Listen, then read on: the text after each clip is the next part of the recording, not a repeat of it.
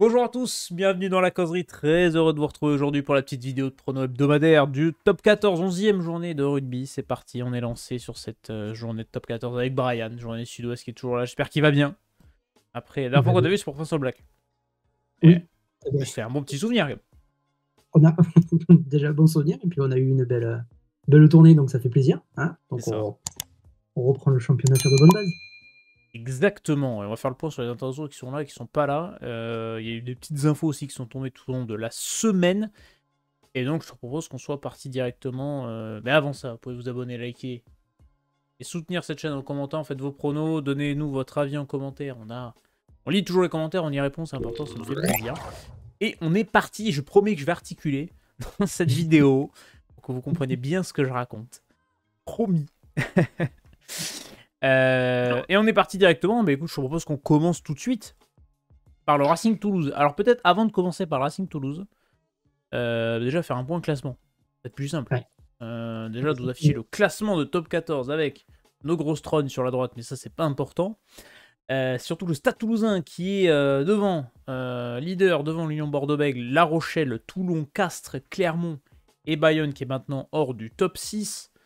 Vannes est toujours lanterne rouge. La section paloise est passée barragiste suite au derby remporté par le Stade français qui leur a permis de prendre un petit peu d'air sur cette zone de danger. On voit que le Loup et la section ne sont pas sur des super formes. On est sur 4 belles défaites consécutives. Et on voit, contrairement à Bayonne qui qui était quand même sur une bonne série avant de perdre la semaine dernière, le week-end dernier. Et donc voilà pour ce point classement. Vous voulez le point classement domicile si vous voulez, je peux vous l'offrir aussi. Tac, Castres est la meilleure équipe à domicile devant l'UBB. Voilà, et Toulouse est actuellement 7ème. Justement, montre-nous le Racing. Le Racing est 12ème, voilà. Mais est-ce que le Racing joue réellement à domicile cette saison finalement? C'est la question. C'est la grande question qu'on se pose. Et les classements à l'extérieur, comme ça on fait le point total. Toulouse et l'UBB sont les meilleures équipes hors de leur base. Le Stade français est la pire équipe à l'extérieur de ce championnat. Et vous voyez qu'il y a quand même une belle série d'équipes qui n'a toujours pas gagné à l'extérieur. Il y en a 6. Castres, Vannes, Pau, Perpignan et le Stade français. Ça fait 5 et non 6. On peut parfaitement être lancé tant qu'on y est. Je vais prendre les articles équipes qui sont sortis aujourd'hui sur le point pour les internationaux. Parce que vu qu'on commence par Toulouse, ils se déplacent du côté du Racing. Je pense que les internationaux français, ça peut intéresser le Stade toulousain.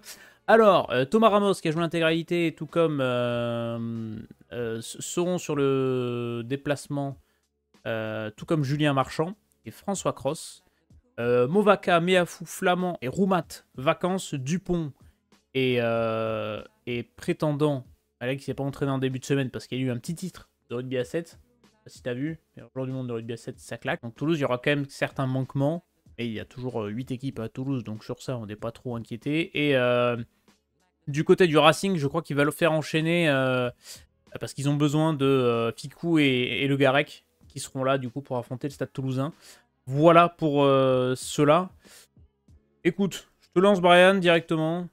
Est-ce que Toulouse va faire le travail au Racing ou est-ce que tu vois le Racing faire l'exploit contre Toulouse? Parce que vu la forme du Racing qui sort en plus d'un derby, d'une belle fessée contre le Stade français, ça risque d'être compliqué. Ouais, mais non, mais ça va aller vite. Voilà. Le Racing n'a pas la force de rivaliser face à même un Toulouse qui manque des internationaux. Il en manque quelques-uns, mais face à l'Armada toulousaine, c'est pas grand-chose. Et côté Racing, non, on attend toujours qu'ils lancent leur saison, donc ça commence à mettre un peu de temps. Et puis on a vu qu'à l'extérieur, c'était pas ça. C'était pas ça du tout. Donc tu vas pas non plus récupérer énormément d'internationaux à part Ficou. Et Le Garec. Donc ça devrait pas changer grand-chose par rapport au début de la saison. Moi, je vois Toulouse s'imposer malheureusement assez largement. Et voilà, je pense qu'il n'y a pas trop de doute sur ça. Après, voilà, il serait temps on est quand même à la 11e journée, bientôt à la deuxième partie du championnat. Le Racing va finir par jouer les places relégables, quoi, à force. Et je sais même pas si... En fait, je sais même pas ce qu'ils vont jouer. Ça se trouve, ils vont juste rien jouer. Ils vont être au milieu. Ouais, mais à force de perdre, tu Milieu vas bas. plus être dans le haut du classement, tu vas être dans le bas du classement. Ouais. Et là, ça va commencer à piquer un peu. Et Toulouse reste à 2 points devant Bordeaux, je crois, de mémoire. Donc eux aussi, il faut qu'ils engrangent des points. Donc non, non, je vois Toulouse s'imposer sans trop de difficultés. Eh bien écoutez, maintien au tableau, c'est aussi les enjeux du match suivant. La Rochelle accueille Vannes. La Rochelle 3e, qui est, je trouve, assez compliqué à juger cette saison parce que je les trouve pas au-dessus non plus. Les Rochelle, je les trouve avec des gros trous, notamment à l'extérieur. Et pourtant, ils sont 3e. Donc ils font le travail. Ouais. Ils ont quand même fait un beau match à Castres la semaine dernière, défaite tout de même 28-24. Vannes, lanterne rouge. Ah, le match contre l'UBB, il va valoir cher parce que tu l'avais en main et t'as complètement explosé sur la fin. L'UBB a signé une remontada, comme on appelle ça maintenant dans le sport. Et Vannes qui va devoir se déplacer à La Rochelle. Par contre, à Desflandres, ça risque d'être très très compliqué pour les 21. J'ai peur aussi que ça prenne un peu l'eau et que La Rochelle s'en sorte avec un bonus. Ben, Vannes à l'extérieur, c'est pas l'équipe qui performe le plus. Oui. Et La Rochelle à Marcel de Flandre, ça a toujours été solide. Pareil, La Rochelle va récupérer certains internationaux, là où Vannes ne va pas changer grand-chose autour de son effectif. Donc non, il n'y a pas grande surprise non plus. La surprise, ce serait de voir Vannes s'imposer. Je pense qu'ils vont tenir la première mi-temps, ils vont tenter de bouger le Stade Rochelais, mais c'est toujours pareil. Il y a quand même un gap assez important entre la Pro D2 et le Top 14, et ça c'est mine de rien, ça s'est bien montré la semaine dernière face à l'UBB. C'est une équipe qui a tenu face au vice-champion de France et qui a fini par craquer parce que c'est du très haut niveau, quoi. Donc voilà, non, moi je vois La Rochelle s'imposer avec un essai de Teddy Thomas. De Teddy Thomas, on va en parler juste avant. Je vais faire le point sur les internationaux du Stade Rochelais. Aldrid Boudéan, repos. Georges-Henri Colombe, repos. Antonio et Reda Wardi seront de la partie du côté de Desflandres. Et c'était l'info aussi qui est tombée aujourd'hui. Teddy Thomas s'en va, quittera La Rochelle en fin de saison. On a fait un petit short qui me permet de vous dire que vous pouvez nous suivre sur TikTok, Instagram et sur les shorts YouTube. Parce qu'on est aussi présent. Et qu'on a évoqué du coup Teddy Thomas qui s'en va. Du coup, fin de contrat pour lui du côté de La Rochelle. La Rochelle proposait 2 saisons. Il a signé à Toulouse 3 saisons. Et il va suivre Jean-Jory Colombe qui partira lui également du côté de Toulouse. Qu'est-ce que tu penses de ce transfert? C'est quand même un joueur qui alors, est assez inconstant dans le sens où il est souvent malheureusement blessé, il est assez fragile, mais c'est un super joueur de rugby et qui, replacé replacé pardon, à un autre poste cette saison, fait le travail. Quoi. Et même Ouais, très très bon. ouais. Il a été replacé au centre, et puis il faut pas Ouais. oublier que Teddy Thomas, il revient de loin. C'est quand même un joueur qui était à un poste, à un moment de sa carrière indiscutable, en équipe de France, à l'aile, qui avait pourtant cassé un petit peu la baraque, et qui a perdu de sa superbe au fil des saisons, qui s'est un peu perdu dans son rugby, qui se cherchait encore un peu, et qui revient très fort cette saison avec La Rochelle, notamment parce qu'il a été placé au poste de centre où il excelle avec Seteny. Oui. Donc il a raison, c'était le moment ou jamais pour se relancer et de signer à Toulouse. Forcément, je connais très peu de joueurs, enfin il y en a eu, mais il y en a quand même très peu de joueurs qui ont Refuse.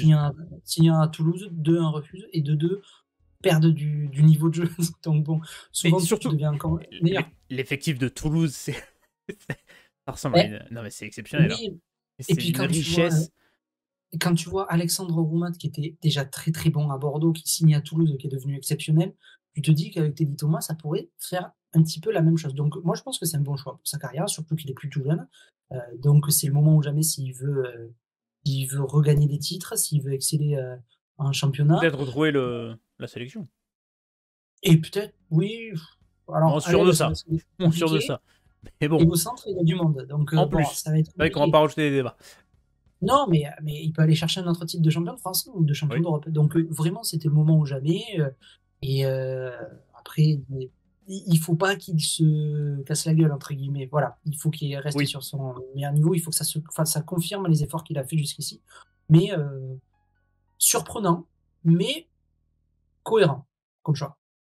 Eh ben, c'est parfait. Surprenant mais cohérent. Est-ce que Clermont sera surprenant mais cohérent face à Castres à domicile? Les Clermontois qui prennent des points à la maison, qui en prennent peu à l'extérieur, mais qui en ont pris quand même la semaine dernière à Lyon. On va dire qui ne prend pas des points à Lyon, j'ai l'impression en ce moment. Malheureusement. Réception de Castres. Castres qui s'est imposé à domicile contre La Rochelle. Est-ce que Castres va suivre? Est-ce que Castres va enchaîner? Est-ce que Castres peut enfin aller chercher ses victoires à l'extérieur qui leur permettraient de vraiment s'installer dans la première partie de tableau? Euh, Pas convaincu. j'ai envie de dire oui. Oui. J'ai envie de dire oui parce que c'est une équipe qui mérite d'aller chercher cette victoire à l'extérieur. Après, j'y crois pas. J'y crois pas parce que clairement, je j'ai envie de me dire qu'ils vont faire le travail à domicile, que ça reste assez inconstant depuis quelques semaines aussi, que c'est une équipe qui a énormément de talent, qui pourtant avait du potentiel avec l'arrivée de Christophe Furios. Donc, j'ai envie de me dire ils vont s'imposer, mais de tu sais, de un En deux petit, petits points. un petit 3 points d'écart. Un petit Le match fameux. nul, peut-être. Ah! Mais nous le Non, match nul, vas-y. j'en ai remis un la semaine dernière, ça n'a pas fonctionné. Je me souviens même plus sur lequel j'ai mis match nul. Et ça n'a pas fonctionné. C'était peut-être Lyon-Clermont d'ailleurs. On retrouvera ça. Non, je vais tuer sur Clermont parce qu'à domicile, voilà, ça va prendre les points. Et Castres. Mais Castres, quand même, je suis surpris de leur début de saison. Enfin, on n'est plus trop début de saison, on est quasiment à la mi-saison maintenant. Mais je vais juste vous montrer le classement à domicile. Moi, c'est ça qui m'intéressait. Enfin, le classement. Là, j'ai les classements à l'extérieur sous les yeux. Vous voyez que Castres, bon, bah, c'est toujours un peu plus compliqué malgré tout. A pris 2 points à l'extérieur, voilà, c'est à noter tout de même, malgré 4 défaites. C'est pour ça qu'on est pas mal. Et Clermont à domicile, hop, que je les mette juste là, c'est quand même la 3ème meilleure équipe à domicile, invaincu, 5 matchs, 5 victoires, 3 bonus. C'est quand même, voilà, c'est quand même solide, Mais c'est pour ça. ça fait partie de. Si tu laisses ce classement, si Allez, tu je le regardes laisse. les 5 premiers. Allez, ouais, on va prendre les 6, 7 premières équipes qui excellent à domicile. C'est quand même des équipes qui font partie de celles qu'on. Les stades, les supporters, Les ce genre ambiances, d'ambiance les en top atmosphères. 14 qui sont les plus fortes. Voilà, Castres, l'UBB avec Chaban, Clermont, Marcel de Flandre, voilà, Mayol. Tout ça, c'est des comment dire, des gros fiefs dans le championnat de top 14 et c'est ça qui fait faire la différence. C'est pour ça qu'on dit souvent dans ce championnat que jouer à domicile c'est un gros plus et que quand tu vois la première partie de tableau des équipes qui gagnent à domicile, elles gagnent à domicile parce qu'il y a un public derrière, parce qu'il y a une histoire derrière le stade, parce que voilà. Donc c'est difficile d'aller s'imposer à l'extérieur quand tu joues ce genre d'équipe. C'est pour ça que je pense que Clermont va faire le taf.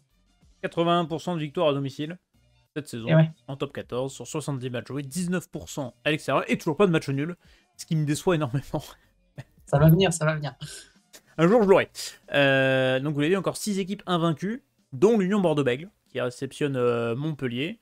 On a fait des longs débats sur Mathieu Jalibert avec l'Union Bordeaux-Bègles, parce que c'était le sujet principal de cette UBB ces derniers temps, à cause de la non-sélection et du son départ du 15 de France.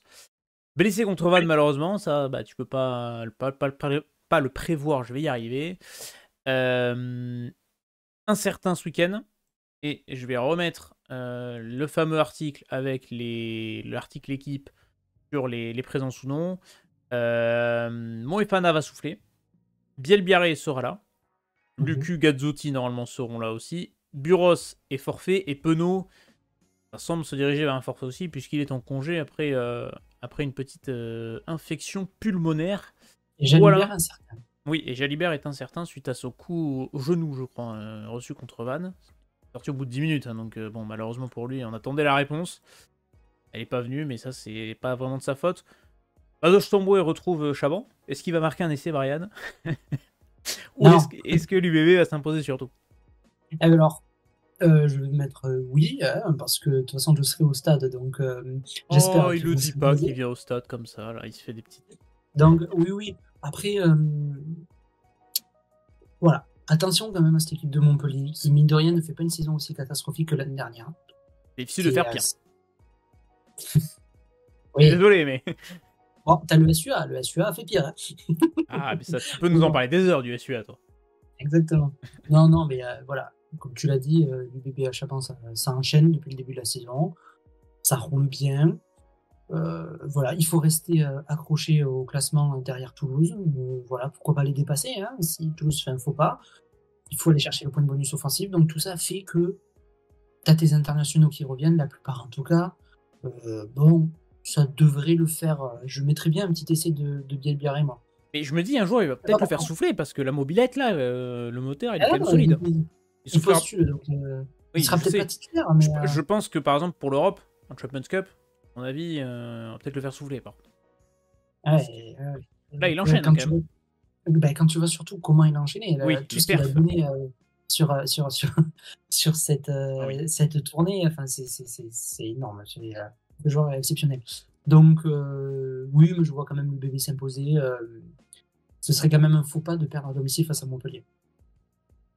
Écoute, en parlant de faux pas, de maladies, on va aborder section paloise loup. Alors, les deux équipes ne peuvent pas perdre. Mais alors, ça, c'est quand même un sacré bourbier. Pau est vraiment dans une passe compliquée. On l'a dit, 4 défaites consécutives. Le loup également. C'est très compliqué. Défaite à domicile, encore une fois, face à Clermont la semaine dernière. Ça perd à domicile. Ça a du mal à prendre des points à l'extérieur. D'ailleurs, en parlant du loup, j'ai vu ça. Je vais vous rafficher un petit article. Et encore l'équipe, vous allez dire que voilà. Mais c'est vrai que je lis l'équipe tous les matins. Et c'est une très bonne interview de Xavier Mignot. Il y a notre run aussi qui traîne, mais c'est pas grave. Qui part du coup en Major League Rugby à la Nouvelle-Orléans l'an prochain. Voilà, et qui espérera faire un petit interlude pour trouver du temps de jeu et derrière revenir pourquoi pas en top 14. Donc on lui souhaite bon courage. On sait que c'est un championnat qui est pas très médiatisé, mais c'est une très belle interview dans l'équipe, donc je vous laisse aller la consulter. Ça évoque le loup et donc Xavier Mignot qui va quitter le loup. Et je sais plus quand est-ce qu'il est arrivé à Lyon, il me semble il y a peut-être quelques années, ça doit être 2000. Je vais pas dire de conneries donc je vais rien dire. J'afficherai peut-être au montage. Et puis le loup qui va devoir aller surtout enchaîner à Pau. Est-ce que Pau peut enfin prendre des points dans ce top 14? Parce que là, ça commence à faire long. Ouais, ça commence à faire long. T'as envie de te dire que c'est le moment ou jamais. Ils sont à Bah là, domicile. oui. Mais sauf que quand tu enchaînes les défaites, c'est un cercle. Vicieux. C'est un cercle vicieux. C'est-à-dire, tu commences à perdre, mais tu fais que perdre. Donc, heureusement pour eux, en face, ils ont Lyon qui fait que perdre aussi. C'est un petit peu rassurant. Après, Lyon a quand même un effectif sur le papier qui reste plus solide. Bon, ça reste que sur le papier, hein, c'est hypothétique. Mais bon, j'ai quand même plus confiance à Lyon sur ce match qui doit absolument reprendre des points au classement. Et s'ils veulent espérer alors, accrocher les 6 premières places, ça va commencer à être un petit peu compliqué. Mais surtout, ne pas jouer les places relégables. Ce serait quand même assez catastrophique pour une équipe comme Lyon, qui a été championne d'Europe il n'y a pas si longtemps que ça.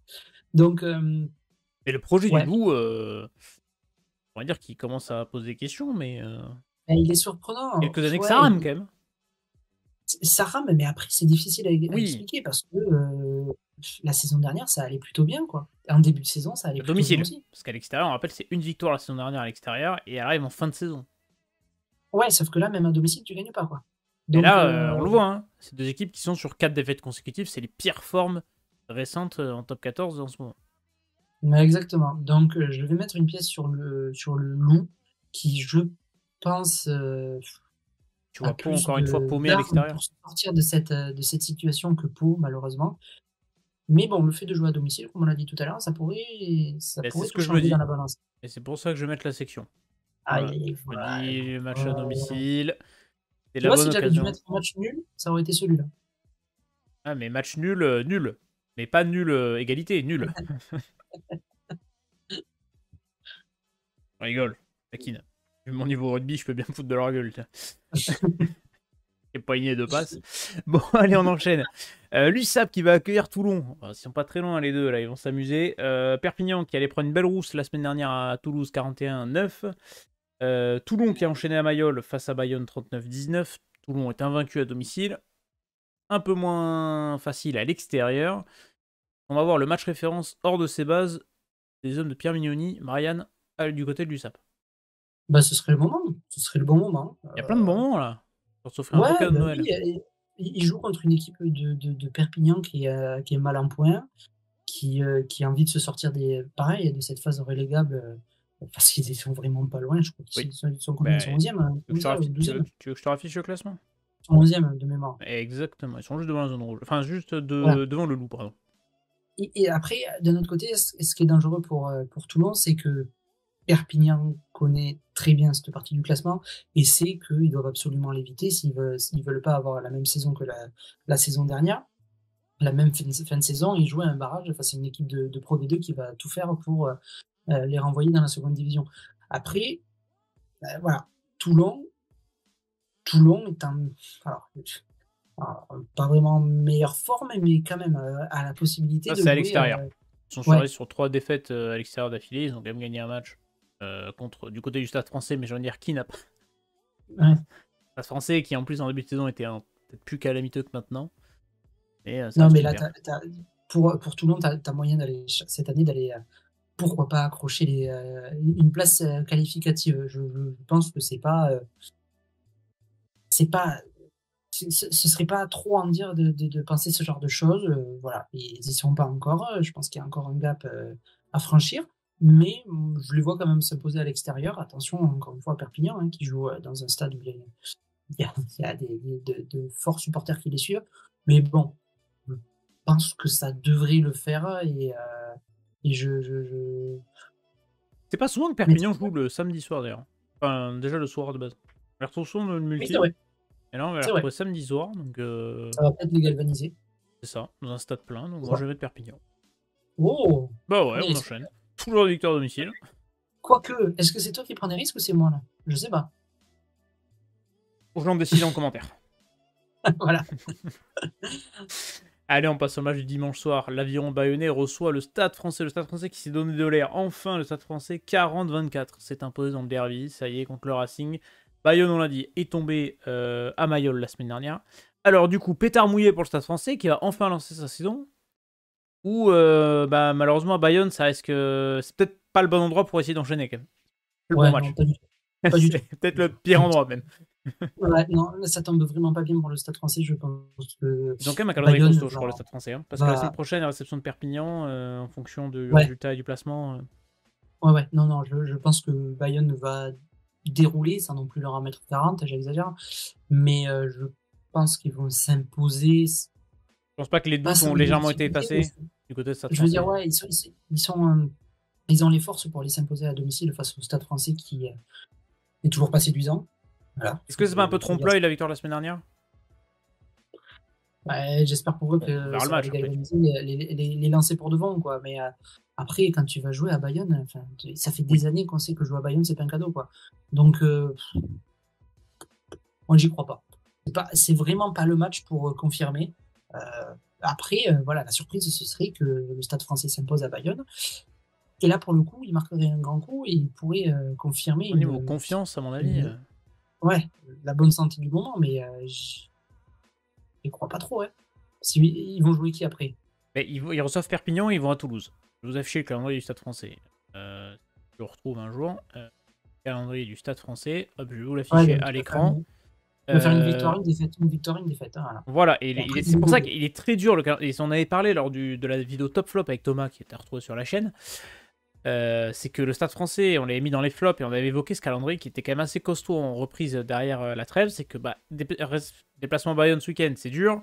Réception de Perpignan, techniquement, en fait, ça va être peut-être un match pour la lutte contre concurrent direct. Derrière, tu vas à Toulouse, tu reçois l'UBB, tu vas à Vannes, tu reçois Pau. Mais en fait, le problème, c'est que tu as moyen de te relancer, mais à chaque fois que tu te relances, derrière, tu Oui. chopes un match coupe-gorge. Ouais. C'est puis, dur, hein. fin d'année à Toulouse, début d'année, réception de l'UBB. Un cadeau, quand même. Ouais, bonne année, ouais. Joyeux Noël, bonne année. C'est ça. Donc, ouais, calendrier Stade Français est quand même costaud. Donc, je sais pas. J'ai envie de dire, ils ont l'occasion de s'offrir énormément de confiance et de faire taire tous les doutes. Mais on verra si la victoire contre le Racing dans le derby assez largement était un pétard mouillé, était dû à un Racing vraiment dans une passe compliquée, ou si c'est vraiment le Stade Français qui allait chercher. Je pense qu'il y a un peu des deux. Donc on verra. Oui. Ça va être quelque chose. Bon. Ouais, ça va être compliqué. Très Ça va être compliqué. dur. Mais écoute, je pense qu'on est pas mal niveau prono. C'est une journée qui est quand même... il y a des matchs compliqués quand même. Pas facile. C'est assez homogène ce top 14 quand même. C'est un beau championnat. C'est un beau championnat. Voilà. C'est comme la National 2 avec les Girondins de Bordeaux, c'est un beau championnat. Fait que je cale. Classique question, joueur à suivre. Oui, j'y réfléchi. Allez, dis-moi. J'y réfléchi. D'ailleurs, j'ai oublié de le mettre en marqueur, mais je le vois bien marquer son petit essai ce week-end. C'est Vai Nicolo à Toulon. Ah. Voilà, la petite flèche du championnat. Je le vois bien traverser le terrain et aller déposer le petit ballon délicatement derrière la ligne, comme il en a l'habitude. Mais moi, je vais mettre Teddy Thomas, du coup. Maintenant qu'on en a parlé. Ah, voilà, je savais. On en a parlé. Il fait parler de lui, alors on va voir. Si on sait pas ce tennis tamboué, c'était du Thomas. Ou bien Biarré. Ou bien Biarré, ça devient... Ça devient évident. N'hésitez pas à mettre votre joueur à suivre en commentaire, vos pronos, donner vos avis sur les formes récentes de vos clubs que vous supportez ou non. Si vous avez envie de parler de rugby, vous pouvez parler de rugby, vous êtes les bienvenus. N'hésitez pas à vous abonner, on est bientôt 1400 sur cette chaîne, donc ça nous fait plaisir. Voilà. Le programme, eh bien c'est ça, il y a des vidéos foot qui sont sorties. Le rugby, c'est les pronos chaque semaine, mais c'est aussi peut-être des petites vidéos débats avec des petits trucs qui viennent parsemer un petit peu aux alentours de la Champions Cup. On parlera aussi de la Champions Cup et de la Challenge Cup, on fera peut-être des trucs aussi autour. Il y aura des petites vidéos aussi bilan, parce qu'on approche de la mi-saison, donc on fera tirer un premier bilan de ce championnat. Donc n'hésitez pas à vous abonner et à activer la petite cloche, comme ça vous serez au courant de toutes les petites vidéos qui sortent. Moi je vous souhaite un très très bon week-end de rugby et je vous dis à la semaine prochaine. Ciao tout le monde.